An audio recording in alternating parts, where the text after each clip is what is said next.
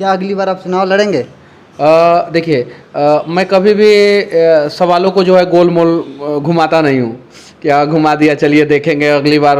ये जब तक तोड़ेंगे नहीं तब तक छोड़ेंगे नहीं, बस मैं यही कहूँगा, उससे ज़्यादा मैं कुछ नहीं कहूँगा। मेरी मर्जी, मुझे अच्छा लगा कि हाँ कुछ समाज के लिए किया जाए, कुछ आवाज़ उठाया जाए, पत्रकार बन गया। और कुछ लोग तो मुझे पत्रकार मानते ही नहीं है, और मैं खुद को भी पत्रकार नहीं मानता हूँ। हम लोग सोशल रिफॉर्मर हैं।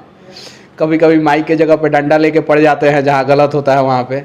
जेल भी जा चुके हैं? डर तो लगता है, कई बार जेल गया हूँ मैं। और मेरे ऊपर जो है सरकारी काम में बाधा का आरोप लगा है हर बार।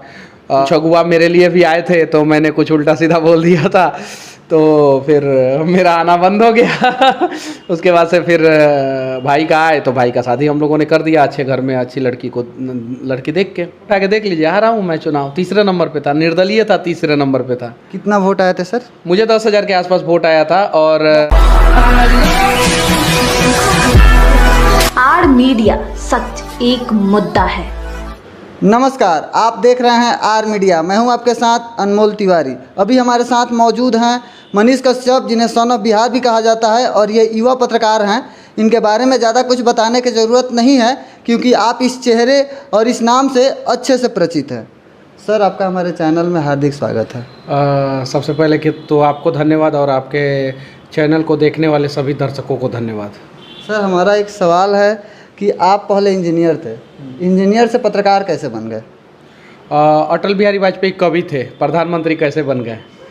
सवाल कभी आपने पूछा है उनसे? नहीं पूछा है। देखिए, मेरी मर्जी, मुझे अच्छा लगा कि हाँ कुछ समाज के लिए किया जाए, कुछ आवाज़ उठाया जाए, पत्रकार बन गया। और कुछ लोग तो मुझे पत्रकार मानते ही नहीं है, और मैं खुद को भी पत्रकार नहीं मानता हूँ। हम लोग सोशल रिफॉर्मर हैं, हम लोग बदलाव करने वाले लोग हैं। और सोशल रिफॉर्मर और पत्रकार में बहुत फ़र्क होता है।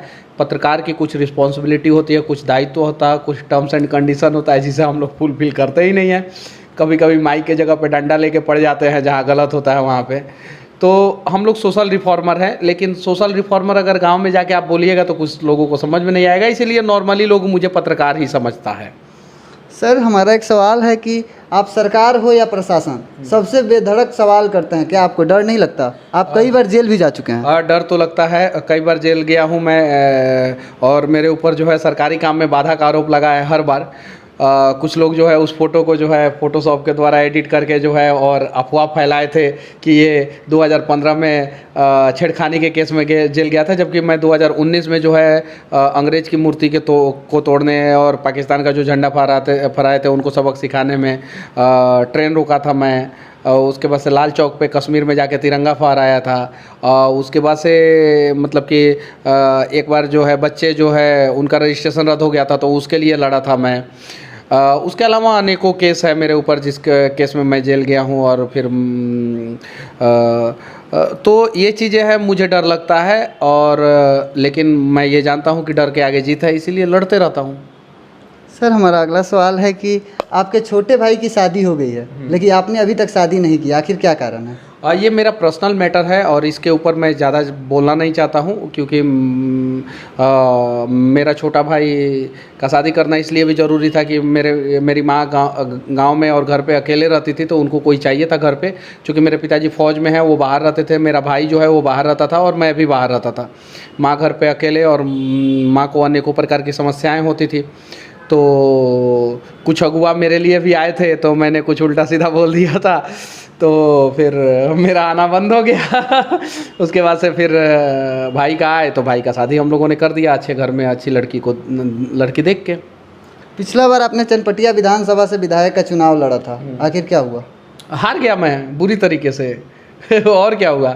आप लोकसभा का इलेक्शन कमीशन का डेटा उठा के देख लीजिए। हारा हूँ मैं चुनाव, तीसरे नंबर पे था, निर्दलीय था, तीसरे नंबर पे था। कितना वोट आए थे सर? मुझे 10,000 के आसपास वोट आया था। और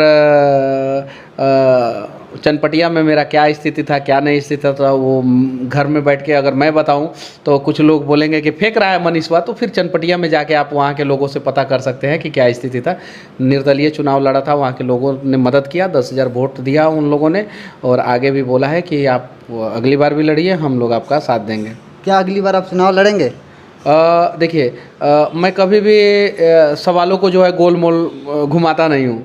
क्या घुमा दिया, चलिए देखेंगे अगली बार।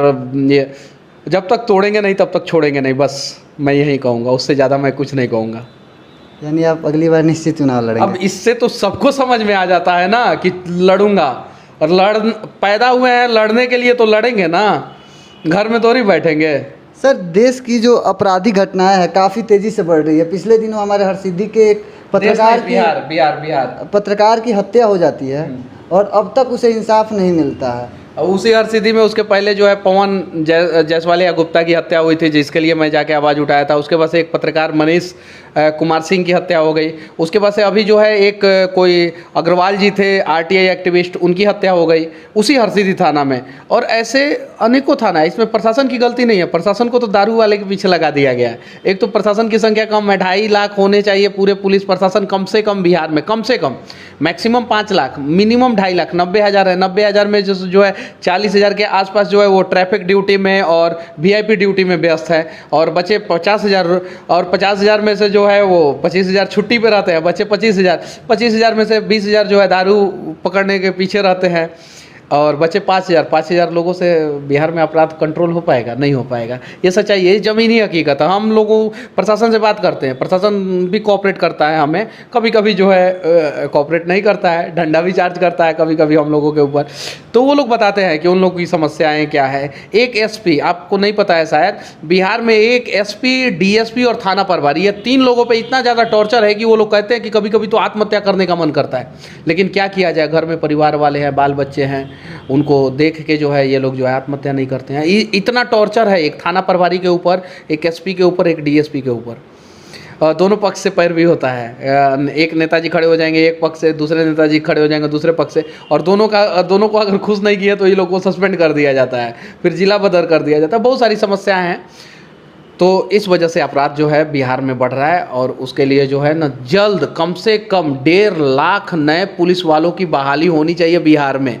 और पहला चीज़, दूसरा चीज़, हर एक थाना में जो है ना पुलिस वालों को, अपने परिवार वालों को रखने का व्यवस्था होना चाहिए। तब जाके जो है ना पुलिस वाले शांति के साथ काम करेंगे और फिर अपराधियों को पकड़ेंगे और अपराध पे लगाम लगेगा।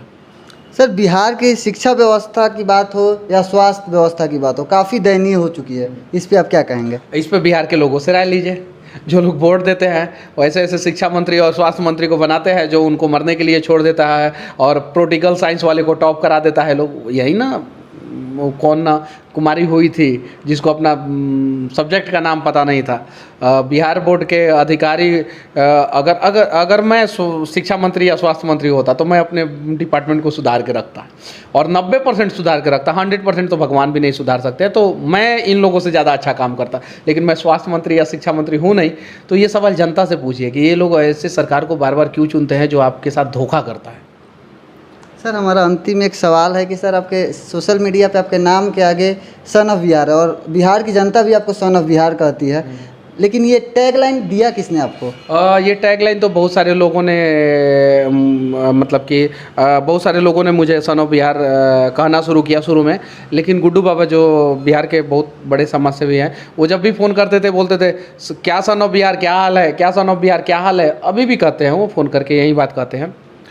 तो उनके कहने के बाद जो है ना ये टैगलाइन बन गया, और ये मेरे नाम के साथ जुड़ गया गुड्डू बाबा के कहने के बाद। उसके पहले भी बहुत सारे लोग कहते थे, ऐसा नहीं है नहीं कहते थे, लेकिन उनके कहने के बाद। और सन ऑफ बिहार सिर्फ मैं नहीं हूँ, आप भी हैं सन ऑफ बिहार। देखिए समस्या क्या है कि आप अपने नाम के आगे जो है अनमोल तिवारी लगाए हैं, किसी ने अपने नाम के आगे यादव लगाया है, किसी ने अपने नाम के आगे पासवान लगाया है, किसी ने अपने नाम के आगे जो है ना कुशवाहा लगाया है।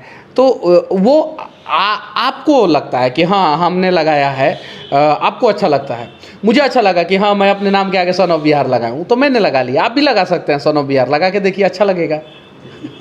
सर, हमें समय देने के लिए बहुत बहुत धन्यवाद। चलिए ठीक है, और इस वीडियो को आप लोग शेयर कर दीजिएगा। अगर अच्छा लगे तो, नहीं अच्छा लगे तो फिर आप लोगों के ऊपर, आप लोगों की मर्जी। और आर मीडिया के सभी दर्शकों को तहे दिल से धन्यवाद।